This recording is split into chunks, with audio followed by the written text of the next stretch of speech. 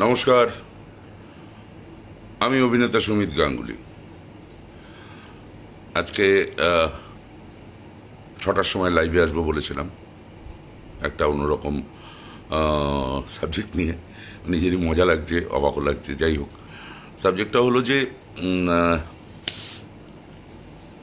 আমি কিছুদিন আগে একটা প্র্যাঙ্ক মিডিয়া, এরকম কিছু একটা নাম, তারা আমাকে বলেছিল যে একটা ইন্টারভিউ নেবে আমার উপরে। তো আমি তাদের একটা ইন্টারভিউ দিতে যাই আমার নিজের জীবন কাহিনী ইত্যাদি নিয়ে। তো নানা রকম ইন্ডাস্ট্রির ওঠা পড়া, ইন্ডাস্ট্রি কেমন সেটা নিয়ে করি। সেটা রিলিজ করেছে তারা, খুব সুন্দরী, খুব সুন্দর হয়েছে, সেটা বেশ ভালো লেগেছে। তো সেখানে হঠাৎ আমরা যখন মাঝখানে ব্রেক হয়েছিল, একটু চা খাওয়ার ব্রেক ইত্যাদি ব্রেক, তো সেখানে আমরা জাস্ট যখন মজা করছিলাম, তখন মজা করার সময় আমাকে বিভিন্ন লোকের বিভিন্ন রকমের এই সমস্ত কথা কেন জিজ্ঞাসা করছি, একটু বাজে কথা কেন জিজ্ঞাসা করছি, পার্সোনাল কথা। তো দাদা, তুমি বং মিডিয়ার সঙ্গে কাজ করেছো? হ্যাঁ, ও আমাকে একবার ডেকেছিল, এরকম একটা 50 সালের বাবা বলে একটা করেছিল। অ্যাকচুয়ালি আমার সঙ্গে উজ্জ্বল প্রথমে আমাকে বলল যে একটা যখন আমার সঙ্গে প্রথম যোগাযোগ করলো, আমি উজ্জ্বলকে বা বং মিডিয়া কাউকে চিনতাম না। তো আমার সঙ্গে যোগাযোগ করেছিল ফোনে, যোগাযোগ করে আমাকে বলল যে দাদা, আমরা একটা ওয়েব সিরিজ করছি, ওয়েব সিরিজটা করার জন্য তোমার কাছে আসবো। তো আমার একটা একাডেমি আছে যাদবপুরে, সেখানে ও এলো একটা ল্যাপটপ নিয়ে, বেশ কিছু সাবজেক্ট নিয়ে এসে একটা গল্প আমাকে শোনালো। সে গল্পটায় বললো যে দাদা, তোমাকে এটা কাজ করতে হবে, করতে হবে। তারপরে আমি বললাম যে ঠিক আছে ভাই, আমার যেটা রেমুনারেশন পার ডে রেমুনারেশন সেটা বললাম। তো বললো যে হ্যাঁ ঠিক আছে, তাহলে এটা হবে। আমি তখন চিনতাম না, তো আমার দেখে না ওকে আমার মনে হলো যে এই ছেলেটা বোধহয় কি জানি ছবি টবি তুলতে এসছে বোধহয়। আমি আমি একটু মানে কোনো অবস্থায় চিনতাম না, মানে আমি পরিচিত নেই বলে। তো তারপরে আমাকে একটা 1000 টাকা অ্যাডভান্স দিল, দিয়ে বললো দাদা এটা এই কাজটা করবো, অমুক সময় ডেটে করবো। তারপর সে আমার আলাপ পরিচয়। তারপরে যে ডেটটা, সেই ডেটটা হলো না বলে আমি জানাচ্ছি দাদা। তারপর বলে আমি গুগল পেতে গিয়ে টাকা পাঠিয়ে দিচ্ছি। সে অনেকগুলো প্রচুর মানে কথা বললো, সেগুলো কোনোটাই রাখলো না। তারপরে আবার একটা ডেট করলো, সেই ডেটটাও রাখলো না। টাকা পাঠাবে বললো, টাকা পাঠালো না। গুগল পেতে টাকা পাঠাবে বললো, পাঠালো না। তো আমি ছেড়ে দিলাম ব্যাপারটা। তারপরে হঠাৎ কিছুদিন আর যোগাযোগ নেই, কিছু নেই। তখনও আমি জানি না ওর বং মিডিয়া বলে এরকম কিছু একটা চ্যানেল আছে, বা ও ইউটিউবার বা ইত্যাদি, নাম করা ইউটিউবার, প্রচুর ওর জানাশোনা ইত্যাদি, এগুলো জানতাম না। তবে হঠাৎ আমাকে বললো যে দাদা, এরকম একটা ফাংশন করবে, আমার এখানে একটা ফাংশন আছে, ফাংশনটা করবে কুচবিহারে। বললাম ঠিক আছে। আমার যেটা রেমুনারেশন সেটা বললাম, ও ঠিক আছে সেটা বললো। বলার পর আমি টিকিট কেটে চলে গেলাম। আমাকে রিসিভ করলো। রিসিভ করার সময় আমি দেখলাম যে ওর সঙ্গে 4জন বাউন্সার। তো আমি একটু ঘাবড়িয়ে গেলাম। 4জন বাউন্সার নিয়ে ও স্যুট টুট পরে, মানে অন্যরকম চেহারা, মানে আমি ভাবতেই পারছি না। তো সেখান থেকে ও আমাকে নিয়ে হোটেলে ঢোকালো। ঢুকিয়ে আমার সঙ্গে বেশ কিছুক্ষণ গল্প করলো। গল্প করার থেকে বেশি আমার কাছে ছিল প্রায় 1.5 ঘন্টা। 1.5 ঘন্টার মধ্যে মিনিট 5 আমার সঙ্গে কথা বলেছে। আমি সত্যি যখন ওপেন হচ্ছে, সব সত্যিই ওপেন হোক। তো তার মধ্যে মিনিট 5-7 আমার সঙ্গে কথা বলেছে, বাকিটা পুরোটাই ফোনে ছিল। তো আমার একটু বিরক্তিই লাগছিল একটা সময় যে এতটা ফোনে থাকা। তারপরে ভাই, যারা কমেন্ট লিখছেন, আমি কমেন্টের উত্তর হয়তো পরে দেবো, কারণ এখন একটা কথা বলার ফ্লোতে আছি, আপনাদের কমেন্টের উত্তর দিতে পারছি না। সে কারণে ক্ষমা করবেন না। অনেকে বলছেন বাংলাদেশে আসেন ইত্যাদি। ভাই, বাংলাদেশে থাকার ওই আপনার যোগাযোগ করুন, যিনি বললেন আপনি যোগাযোগ করুন, পুরো টাকা পয়সা দিন, আপনার ওখানকার আমাদের পাসপোর্ট ভিসা ইত্যাদি করে দিন, ফ্লাইটের টিকিট পাঠান, নিশ্চয়ই যাব। তো আর এই যে অনেকেই জিজ্ঞাসা করছেন বারবার কেমন আছেন, কেমন আছেন, কেমন আছেন, প্রত্যেকের উদ্দেশ্যে বলি খুব ভালো আছি, সেই জন্য কথা বলছি। যাই হোক, এরপরে ওখানে পরের দিন ফাংশন। এই ফাংশনটাও ও বললো যে দাদা, আমার বাড়ির সামনে, এখান থেকে প্রায় সেটা আগে কথা ছিল না, বলে যে 3 ঘন্টার রাস্তা ওর বাড়িটা যেতে হবে, গাড়ি করে নিয়ে যাবে। তো দাদা, 3 ঘন্টার রাস্তা, তুমি যদি সকালবেলা এখান থেকে আমার সঙ্গে বেরো, এই 12টা-1টা নাগাদ যদি বেরো, রাত্রিবেলা ফাংশন, তাহলে ওখানে গিয়ে আমার একটা চ্যানেল আছে বং মিডিয়া, তার জন্য আমি একটা ছোট্ট এপিসোড করব, বং মিডিয়া তোমাকে করেছিলাম। তো সেটা খুব যৎসামান্য একটা টাকা, খুব যৎসামান্য একটা টাকা, সেটার জন্য আমি চল ঠিক আছে, ওর বাড়ি গেলাম, খুব মজা করলাম, ঠাট্টাই আর কি। ওর বউয়ের সঙ্গে আলাপ করলো, আমি ওর বউকে আবার বললাম, কী রে তুই এইটার পাল্লায় ফাঁসলি কী করে, তোকে এত সুন্দর দেখতে, তুই এর পাল্লায় ফাঁসলি কী করে। তো সেটা অনেক মজা হলো, তারপরে করলাম ওটা। হওয়ার পরে সত্যি কথা বলতে আমার পছন্দ হয়নি ওটা, মানে দেখলাম মারাত্মক ভাইরাল হচ্ছে, প্রচুর ভিউয়ার্স, কিন্তু আমার কাছে শুধু ওইটা নিয়ে এত ফোন আসছে, এত ফোন আসছে, এত মানে আমি তিতবিরক্ত হয়ে গেছি যে আপনি এরকম একটা, আপনার মতো একজন শিল্পী এরকম একটা কাজ করলো কী করে, এরকম মানে ডোন্ট মাইন্ড উজ্জ্বল, তুই হয়তো দেখছিস সেটা অত্যন্ত লো কোয়ালিটির কাজ। তো আমি ওকে বললাম, উজ্জ্বল এটাকে না বাবা বন্ধ করে দে। ও কিন্তু আমার কথা রাখলো, উজ্জ্বল ওটা বন্ধ করে দিল, রাখলো না। তারপরে এখনও আমাকে শুনতে, আপনি তো বং মিডিয়া কাজ করেছেন, এই কথা সূত্র ধরেই তারপরে উজ্জ্বলের সঙ্গে আমার দেখা হয়েছে। আমরা খাদানের যখন পাবলিসিটি করতে গেছিলাম তখন দেখলাম দেব ওকে ডেকে পাঠিয়েছে, কারণ অনেকগুলো ইউটিউবারকেই ডেকেছিল দেব, সবার সঙ্গে ইন্টারভিউ দিয়েছে, তার মধ্যে উজ্জ্বল একটা। তো ন্যাচারালি ওর খুব নাম করা, নর্থ বেঙ্গলটা ওর খুব সেই কারণে ও গেছে। তো সেখানে উজ্জ্বল এসে ইন্টারভিউ নিল, আমিও পাশে বসেছিলাম, আমি আর দেব দুজনের পাশাপাশি বসেই ইন্টারভিউটা দিয়েছিলাম। খুব ভালো ভিউও হয়েছে, সেটা দেখলাম। তো আমি উজ্জ্বলের সঙ্গে যতবার যেখানে যা দেখা করেছি, তাতে উজ্জ্বলের যে অ্যাটিচিউড বা যে কথাবার্তা যেরকম, যেটা সেটা দেবের সামনে দেখলাম একদম একদম উল্টো, একদম অন্যরকম। তো আমার সেটা একটুখানি হন্ট করেছিল। আমি আচ্ছা, তাহলে এই অ্যাটিচিউডটাও আছে, মানে সবসময় যে অ্যাটিচিউডটা দেখেছি ওর বাড়িতে গিয়ে হোক বা ইত্যাদি গিয়ে হোক সব কিছুতেই, যে ইয়েতে রোয়াবেও চলাফেরা করে, আমরা কখনো সেটা করিনি। মানে আমার মনে হয় আমি সতিনেক ছবি করার পরেও আমি কখনো ওই জিনিসটা করিনি। আমার খুবই নমস্কার, হয়তো দু চারজনকে দু চারটে কথা আমি হয়তো বলে দিই, আমাকে কেউ বললো, অনেকে ওই জন্য বলে আমার ব্যবহার ভালো না, তো উল্টো পাল্টা কথা বললো বা ইত্যাদি এলো, ঘাড়ের উপর উঠে সেলফি তুলতে হলো। আমি যেগুলো পছন্দ করি না সেটা ঘটলে তখন আমার খারাপ লাগে। তো সেই কারণে ওটা দাদা ফলো বেক প্লিজ প্লিজ, বেকার বেকার কথা।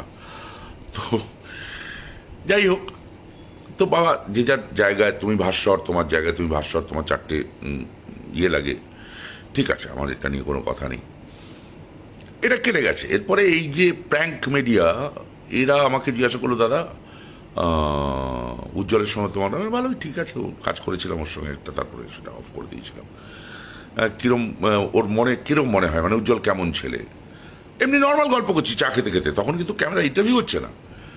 তো হঠাৎ প্র্যাঙ্ক মিডিয়া কী করলো, ওটাকে না অন করে রেখেছে ক্যামেরাটা। আমার বোঝা উচিত ছিল যে কারো হাতে যদি চুরি করার জায়গা থাকে তাহলে সে চুরি করবেই, এবং এটা ক্যামেরার সামনে বসে আছি, তো ওখানে টুম করে একটুখানি টিপে দিলে আমি তো বুঝতে পারবো না, 3টে ক্যামেরা সাজানো আছে, 3টে ক্যামেরা গিয়ে ওরা অন করে দেবে না, এটা তো আমি ভাবতে পারিনি। তো আমাকে জিজ্ঞাসা করতে, আমি বললাম যে উজ্জ্বল তো একটা ছাগল বলে কী সব বলেছি, আমার এক্স্যাক্টলি পুরোটা মনে নেই, এরম করে অলওয়েজ আমি দেখেছি উজ্জ্বলকে। তো ছাগল বলে, ভাই কাউকে দেখতে খারাপ নিয়ে উজ্জ্বল ডেফিনেটলি এটা তো ঠিক যে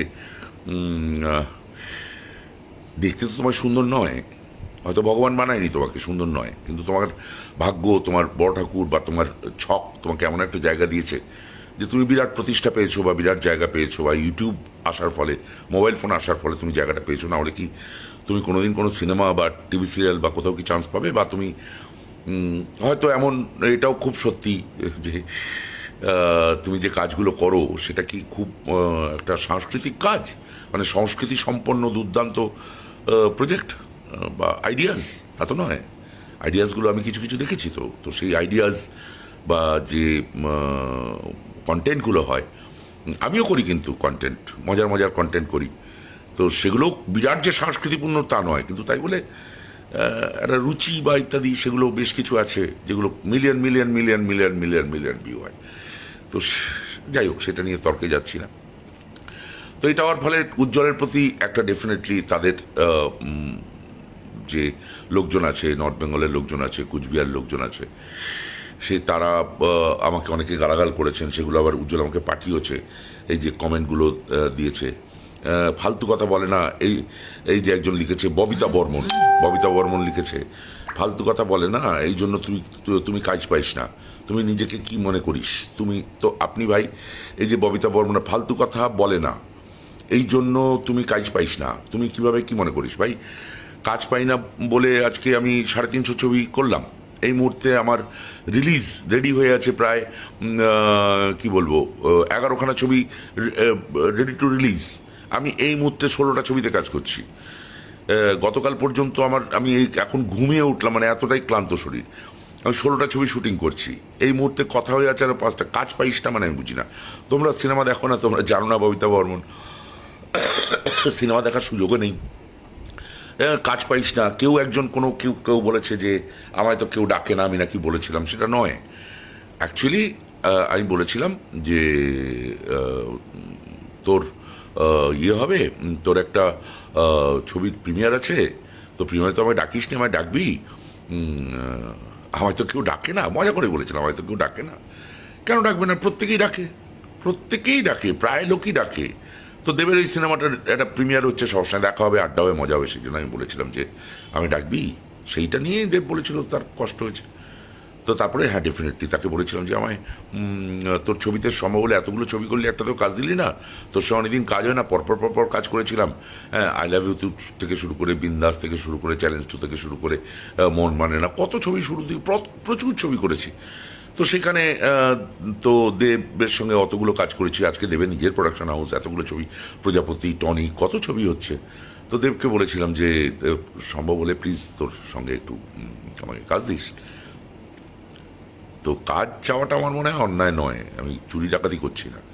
আর একটা প্রোডাকশন হাউস, একটা প্রডিউসার, তার কাছে যদি বলি যে তুই এত ভালো ভালো ছবি করছিস, তোর সঙ্গে কাজ করার ইচ্ছে হলে, এত ছবিতে কাজ করেছি তোর সঙ্গে, তো কাজ দিস। তো এই কারণে এই যে তুই কাজ পাইস না, এটা আমাকে লিখেছে গৌতম রায়, তুই একটা পাগল। পাগল তো সবাই ভাই। আজকে এই যে তুমি লিখছো তুমি একটা পাগল, এটা পাগল যারা হয় তারাই লেখে তুই একটা পাগল। তো ভিলেন কখনো ভালো মনের মানুষ হয় না, এটা তার প্রমাণ। ভিলেনরাই ভালো মনের মানুষ হয় ভাই। আমার একটা বিএসপিজি বলে একটা সংগঠন আছে, বেঙ্গল স্টেজ পারফরমেন্স গিল্ড, আমি তার সম্পাদক, রাজ্য সম্পাদক। 23টা জেলা, আমার 15 লাখ মেম্বার।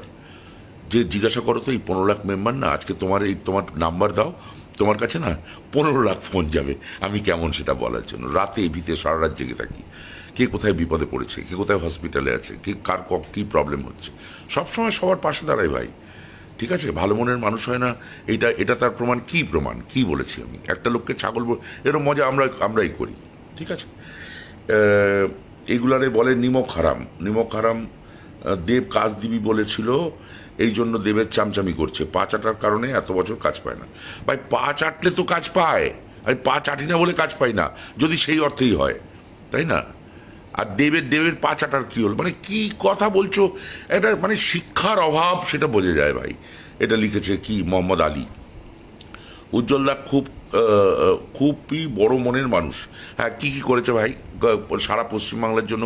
কি করেছে উজ্জ্বল, তার একটা পরিসংখ্যান উজ্জ্বলকে দিতে বলে, যে উজ্জ্বল সারা পশ্চিমবাংলার জন্য কি করেছে, একটু পরিসংখ্যান দিও। ঠিক আছে ভাই। আর আরেকটা কথা পরবর্তী কমেন্টে আবার উত্তর দেবো, তার আগে বলি উজ্জ্বলের উত্তরটা দেওয়া হয়নি। উজ্জ্বল আমাকে বললো, উজ্জ্বল একটা রেকর্ডিং প্রকাশ করেছে। প্রথম কথা, এটা অন্যায়। উজ্জ্বল কাউকে না জানিয়ে রেকর্ডিং করাটা, এটা কিন্তু ক্রাইম। তোমার এই যে প্রসেনজিৎ ছেলেটি আমাকে ফোন করেছিল, আমার কিন্তু কখনো মাথায় আসেনি সে রেকর্ডিং করবে। এই যে ছেলেটি না জানিয়ে ক্যামেরা চালিয়ে রেকর্ডিং করলো, এবং তার আগে পেছনে আমি বলছি আমরা খুব মজা করি, উজ্জ্বল আমার ছোটো ভাইয়ের মতো, এই কথাগুলো মাঝখান থেকে কেটে উড়িয়ে দিয়েছে প্র্যাঙ্ক মিডিয়া। অত্যন্ত অন্যায় করেছে, অত্যন্ত অন্যায়। মানে অন্যায় সবাই করে, যদি চান্স পায়, কেউ কাউকে ছোবল দিতে চায় না। আজকে মিষ্টি করে, আদর করে, ভালোবেসে, বা কি ভ্যালেন্টার যা চলে গেল রে কমেন্টটা, বড় কমেন্ট এসেছিল একটা।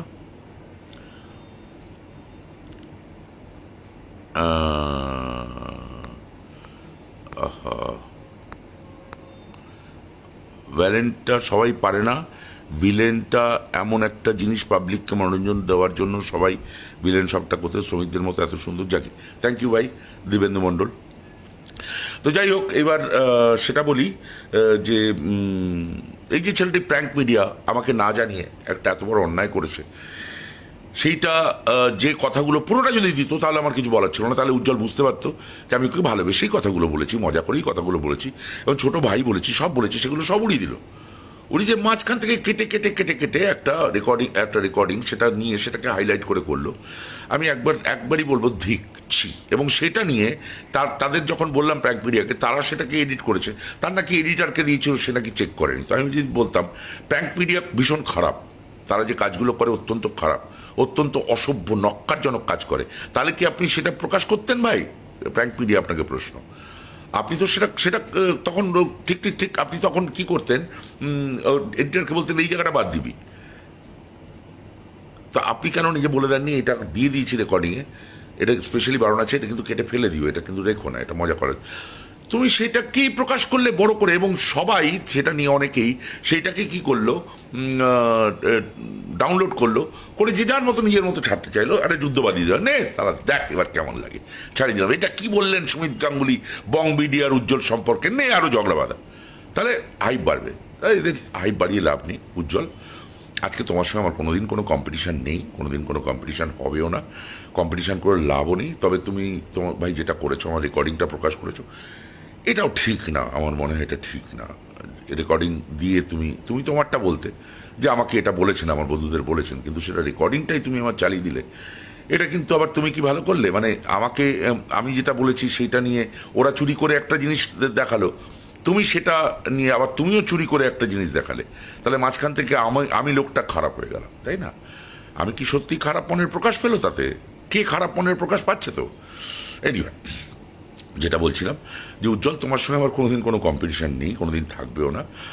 তুমি আমাকে একটা পার্সোনাল লেখা, আমি সেটা দেখাতেও পারতাম, এটা দিয়েছো যে আগামী 5 বছর পরে আমি দেখিয়ে দেবো। ভাই 5 বছর কেন, তুমি 1 বছরের মধ্যে বড় হও, বিরাট বড় হও, আমার তাতে কিচ্ছু লেনা দেনা নেই। আমার 42 বছর হয়ে গেছে, 325 ছবি হচ্ছে, সব মিলিয়ে আমি যখন মারা যাবো তখন 400 ছবি আমার অ্যাকাউন্টে থাকবে। সেই জায়গায় তুমি 7টা জন্ম চেষ্টা করলেও পৌঁছতে পারবে না। আর তোমার দৌড় ভাই এই ইউটিউবের জন্য হয়তো তোমার কি বলবো, কুচবিহার ছেড়ে দাও, তুমি তোমার এলাকা, পশ্চিমবাংলাতে খুব বেশি মানুষ তোমায় চেনে না, আমার মনে হয় চেনে না। আমার পরিচিতির জায়গা বা আমার এই জায়গাটা তুমি কোনোদিনই আসতে পারবে না, এটাও হতে পারে না। আর ভালোবাসার শুভেচ্ছা অবশ্যই হলো, তুমি বাচ্চা ছেলে একটা। আর সত্যি কথা বলতে এরম এরম এরম এরম করে কিন্তু হয় না। যেটা তোমার রূপ, সেই রূপটা রূপই থাকবে। তোমার বাইরে কে কী বলে, কে কী খিল্লি করে তোমাকে নিয়ে, তোমার কোনো আইডিয়া নেই। তোমার কাজ নিয়ে, তোমার কন্টেন্ট নিয়ে কে কী বলে, তোমার কোনো আইডিয়া নেই। সেগুলো বাইরে আমরা জানি।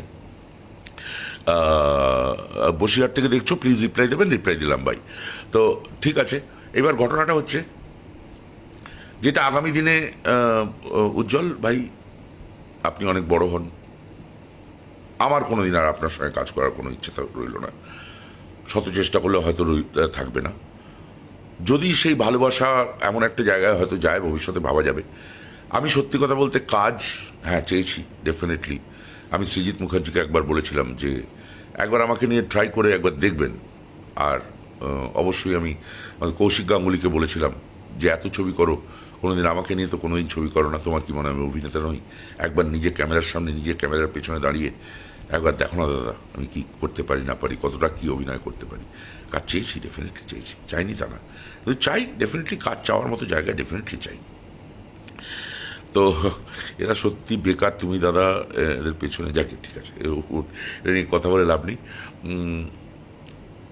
তো উজ্জ্বল ভাই, তোমার সঙ্গে আমার কোনো রকম কোনো হিংসা নেই, কোনো কম্পিটিশান নেই, কোনো ঝগড়া নেই।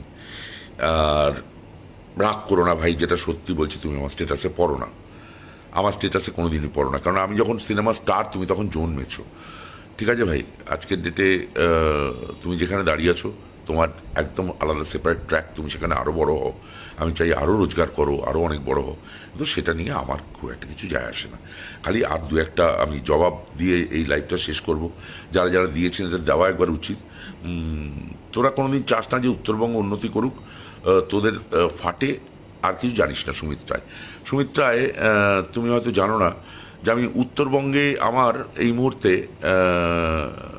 শিলিগুড়ি ছেড়ে দাও, আমার শিলিগুড়িতে প্রায় 500 ভাই আছে, 500 ভাই, যারা বলে না জীবন দিয়ে দেবে। এই তোমার এই লেখাটা তুমি উত্তরবঙ্গে কোথায় থাকো বলো, এই 500 ভাই গিয়ে না তোমার জাস্ট এরকম টিপে আসবে। তো উত্তরবঙ্গের উন্নতির জন্য আমি কি করেছি তুমি ভাবতেই পারবে। আমি উত্তরবঙ্গে এখনো পর্যন্ত প্রায় 150 থেকে 200খানা ছবির শুটিং করেছি। 150 থেকে 200 ছবির শুটিং শুধু উত্তরবঙ্গে করেছি।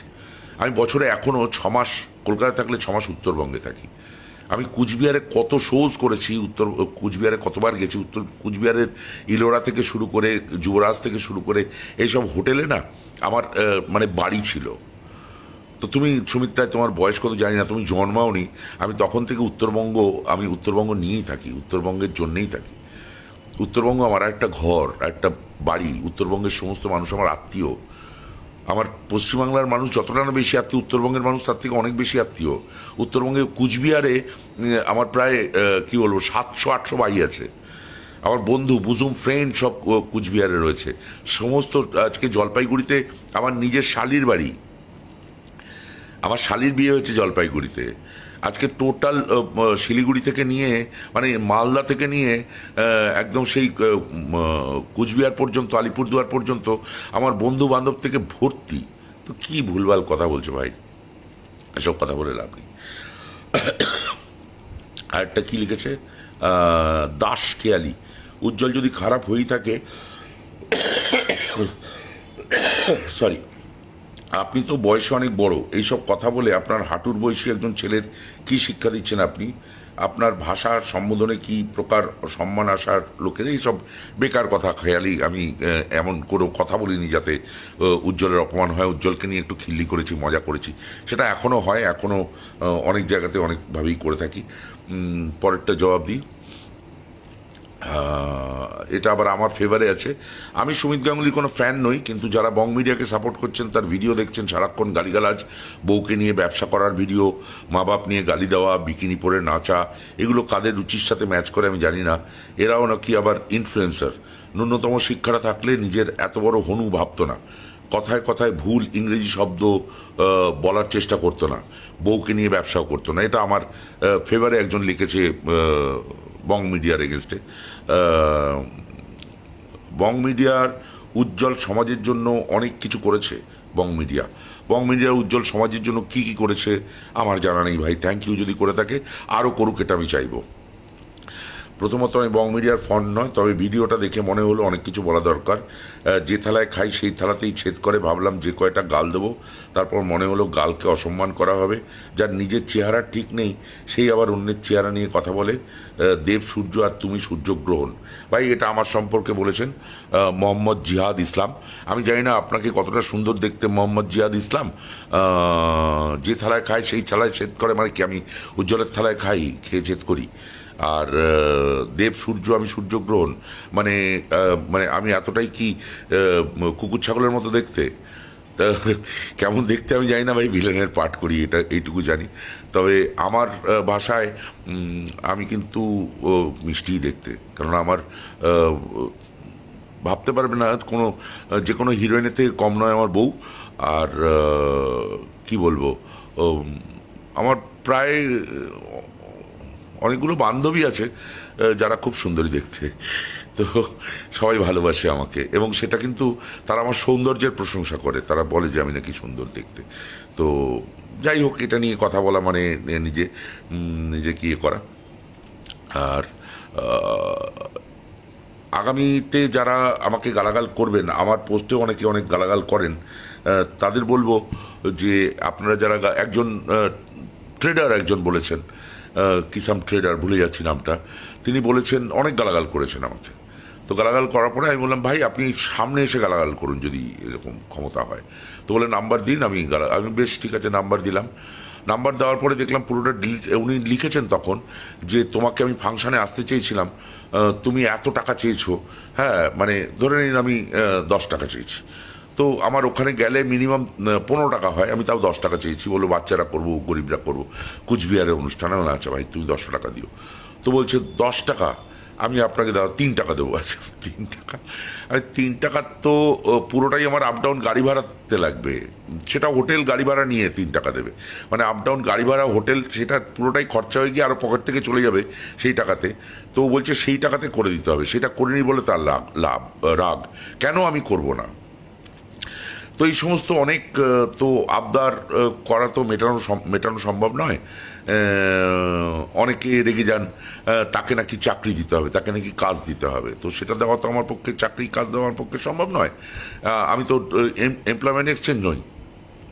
তো এরকম আরও অনেক কিছু আছে যেগুলো নিয়ে আমি গালাগাল খাই। গালাগাল খাওয়া আমার সারা জীবনের, এটা আমার কপাল, আমি গালাগাল খাই, খেয়ে যাব। তো আগামী দিনে আবার হয়তো এরকম কিছু একটা কন্ট্রোভার্সি নিয়ে আবার হয়তো লাইভে আসবো। ভালো থাকবেন সবাই। আর উজ্জ্বল, থ্যাংক ইউ ভাই, অনেক বড় হন আপনি, অনেক বড় হন। আর আপনাকে যদি কোথাও কোনো দুঃখ দিয়ে থাকি তার জন্য সরি, আমি দুঃখ দিতে চাইনি। প্র্যাঙ্ক মিডিয়াকে বলবো ভাই, আপনি ঠিক কাজ করেননি, অত্যন্ত অন্যায় কাজ করেছেন আপনি। আমি বারবার বলা সত্ত্বেও, যেটা রেকর্ড হয়নি, তো আপনারা বললেন না রেকর্ড হয়নি, শুধু সেটাকেই আলাদা করে এইভাবে করে দিলেন। এবং যারা ওইটার থেকে ডাউনলোড করে ছেড়েছেন তাদের অনেক ধন্যবাদ। একটা ছোট্ট ব্রাহ্মণের ছেলে, একটা ছোট্ট বলি, সেটা হয়তো অভিশাপের মতোই, যে যারা এগুলো করেছেন তাদের বলি, আপনাদের ফ্যামিলি নিয়েও কিন্তু এই ধরনের একটার জন্য ওয়েট হতে হবে। ইট মারলে পাটকেল খেতে হয়। ওপরে একদম দেখে কর্মফলদাতা শনি, একটা কর্মফল কিন্তু আপনার এগেনস্টে ফলবে। যখন কর্মফলটা ফলবে তখন কিন্তু মনে হবে যে সুমিত গাঙ্গুলিকে এইভাবে করে তাকে বাজারে একটা মানে হেয় প্রতিপন্ন করার জন্য এটা ছেড়ে দিয়েছিলাম আমি টিআরপি পাওয়ার জন্য। হয়তো দেখবেন আপনার বাড়ির মা অথবা বোন বা কাউকে নিয়ে, বাপ মা, বাবা, দাদা, কাউকে নিয়ে এরকম একটা কেউ ছেড়ে দেবে, আপনার তখন ফ্যামিলিতে লাগবে বন্ধু। তো এটা করবেন না, কাউকে নিয়ে এই ধরনের অন্যায় করা উচিত না। আমি কখনো করিনি, আগামী দিনে করবও না। আপনারাও কোনো চান্স পেলে, যে চান্স পেয়ে গেছেন, এটাতে হেয় প্রতিপন্ন করা যাবে, ছোট করে দেওয়া যাবে, কন্ট্রোভার্সি করে দেওয়া যাবে, একটা যুদ্ধ করে দেওয়া যাবে, একটা লাগিয়ে দেওয়া যাবে। উনি এটা ওনার সম্পর্কে বলেছেন, ওনার সম্পর্কে উনি এই খারাপ কথাটা বললেন, এটা কি বললেন?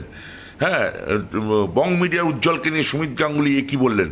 এই ধরনের লেখালিখে হাইলাইট করেছি, যাচ্ছি, কোনো দরকার ছিল না। তো যদি আমি বলে থাকি ওটা যদি টেলিকাস্ট হয়, সেটাকে আলাদা হাইলাইট করতে আপনার দরকার নেই। আলাদা হাইলাইট করছেন কেন? ছেড়ে দিন না, দেখা যাক না কি হয়। যাই হোক, যে যাই বলুক দাদা, আমি যতদূর জানি আপনার মতো সুমিত দে আবার এখানে কি বলছে। তো ঠিক আছে, ভালো থাকুন সবাই। ভবিষ্যতে আশা করি আবার সবার সঙ্গে কোনো না কোনো লাইভে আবার দেখা হবে। থ্যাংক ইউ, ভালো থাকবেন, ধন্যবাদ।